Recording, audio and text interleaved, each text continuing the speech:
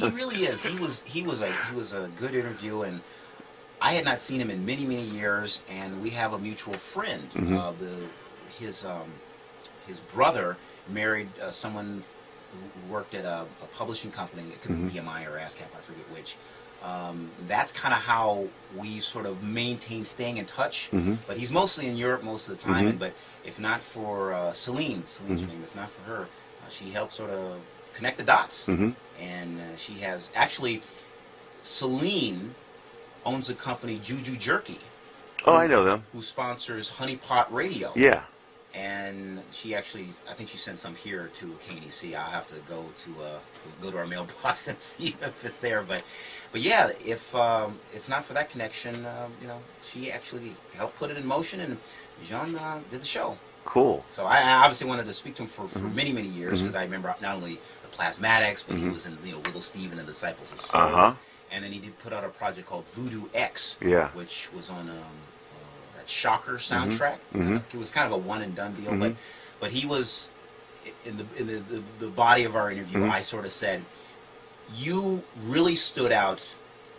Not only the obvious by being black, but you really stood out in the Plasmatics because no one wore the mohawk. Right. And I said, you were Mr. T before Mr. T. Oh, yeah. Yeah. And he had a white mohawk. Yeah. So it made it even more outlandish. Yeah. I mean, that was very impressionable. Yeah. I mean, despite Winnie smashing TVs and sawing guitars in half and blowing up cars, Plasmatics, no one was doing that. Oh, yeah. It changed my life when I saw them. I saw Kiss, and that was spectacle and stuff, but with the Plasmatics, you had just elements of rock and punk, and it was just a sensory overload. Yeah. And he stood up, not only mainly because he was in the span, but the way he looked. Right. So I sort of followed his career over the years, and it was really cool. And he did have that one big, huge hit in the mid '80s, "Feel the Heat." Feel the Heat, and Rockers, if you recall the movie Cobra. Yeah, with Sylvester Stallone. With Sylvester Stallone. Yeah. Let's bleed, pig. Yeah. Come on, pig. I remember that was a good movie. It was good. Yeah. So Feel the Heat was in Cobra, and it was a big hit. Yeah. They played on. I remember they played on MTV like every hour.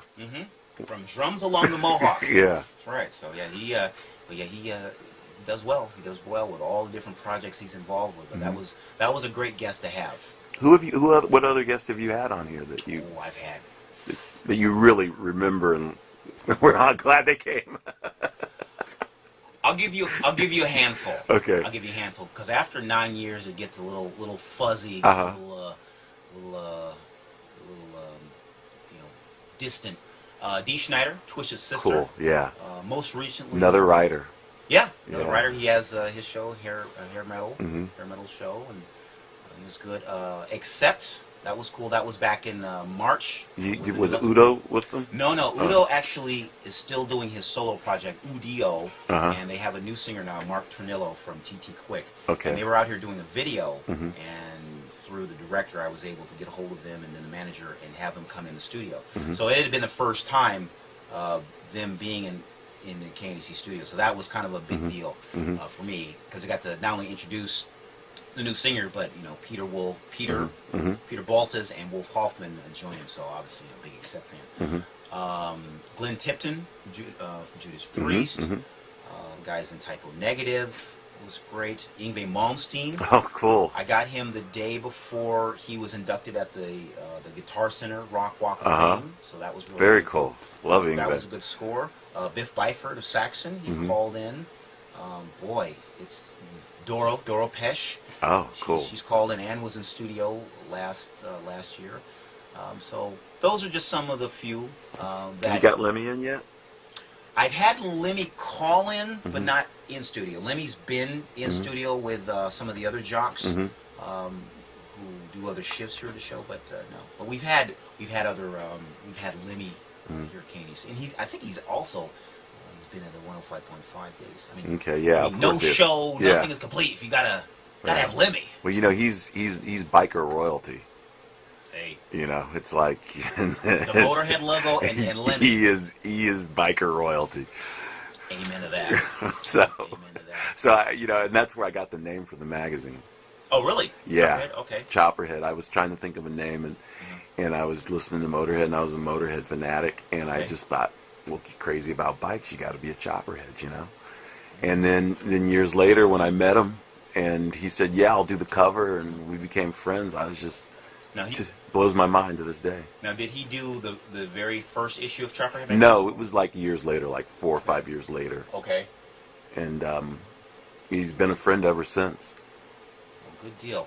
Well, he's definitely an icon. Yeah. He's definitely an icon, and I think I haven't seen the movie yet, the Lemmy movie, but all in due time. Have you read his book? Yes. Yeah, it's a good read, isn't it? Yes, it is. In fact, I did an interview with him about 2-3 weeks ago, and he talked about some of the stuff that was in the book, Okay. and it's pretty good. It's pretty funny. I always have fun with that guy. I just wish that some of the stuff he tells me in person, I could say, I could tell people like right now, but I got to keep those stories to myself. Well, I don't doubt that, man. I don't doubt that. Lemmy has some great stories. He really does. And you can always find him at the Rainbow Bar and Grill. Right. It goes without saying, but man, Lemmy's good. Yeah. Lemmy's good people. So, cool, man. This has been fun, man. It's been a lot of fun. Well, like I said, I hope this all comes out good. It will. So, cool. Well, Tim, I really appreciate you coming down. And again, Pure Rockers, Chopperhead Magazine, chopperheadmagazine.com. Yeah. For more information about Tim and what he puts in blood, sweat, and tears. Yes. To not so much a project. It is a magazine, but it is also viral. Yeah. So I should mention that Chopperhead since 2001. That's when the original newsletter started. Okay. And we went to print, where you actually got it in stores in 2004. Physical copies. Right. Excellent. Well, I hope your distribution is still going strong, but if it's not, again, Pure Rocker, you can still go to chopperheadmagazine.com. Yeah. Excellent. Well, Tim, this has definitely been a first, as I mentioned, a double interview, so Yeah. to speak. So you Pure Rockers, you learn about Tim Stevens and Chopperhead Magazine, and you can learn a little more about yours truly if you already didn't know. 'Cause I've been doing this for a while, so eventually you'll pick up some bits and pieces about, oh, I didn't know that. Really? Oh, couldn't believe that about Will. So there you have it. There you have it. All right, Pure Rockers, with that, and as we close with a discussion about Lenny, how about a little classic Motorhead track? Yeah. There you go. All right, I'm going to send this out to Tim, and also going to continue on with the Pure Rock as we come back. You are listening to The Vault here on the loudest.com on the planet, KDC.com. Ace of Spades.